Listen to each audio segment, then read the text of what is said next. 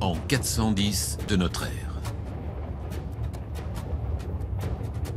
Rome, la ville éternelle, cœur et âme de l'Empire romain, vient de tomber aux mains des barbares.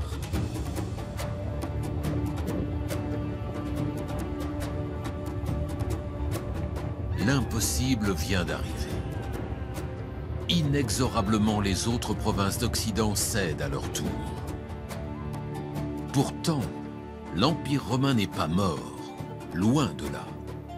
Un siècle auparavant, l'empereur Constantin le Grand avait ordonné la construction d'une seconde capitale, une deuxième Rome. Bâtie à la frontière entre l'Asie et l'Europe, sur le site de l'antique Byzance, la ville nouvelle a été baptisée Constantinople, la ville de Constantin.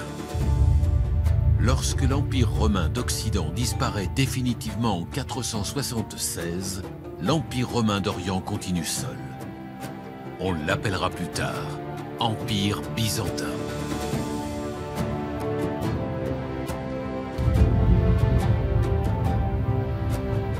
L'Empire byzantin est l'Empire romain. Constantinople n'est pas Rome. Implantée sur un territoire grec et non latin, Constantinople est à la croisée des influences occidentales et orientales. Les citoyens de l'Empire parlent grec et non latin. Véritable carrefour économique, sa situation stratégique sur le Bosphore lui donne le contrôle sur les échanges commerciaux entre l'Orient et l'Occident. Protégée par la mer, elle n'est accessible à pied que par l'ouest. Rapidement, la ville s'agrandit. Un vaste hippodrome, miroir du cirque Maxime de Rome, accueille bientôt les nombreuses courses de chars. En 532, l'empereur Justinien fait construire la basilique Sainte-Sophie. Bien que chrétienne et très pieuse, la ville entre progressivement en opposition idéologique avec le Saint-Siège de Rome. Des divergences théologiques provoquent la séparation définitive entre chrétiens catholiques et chrétiens orthodoxes.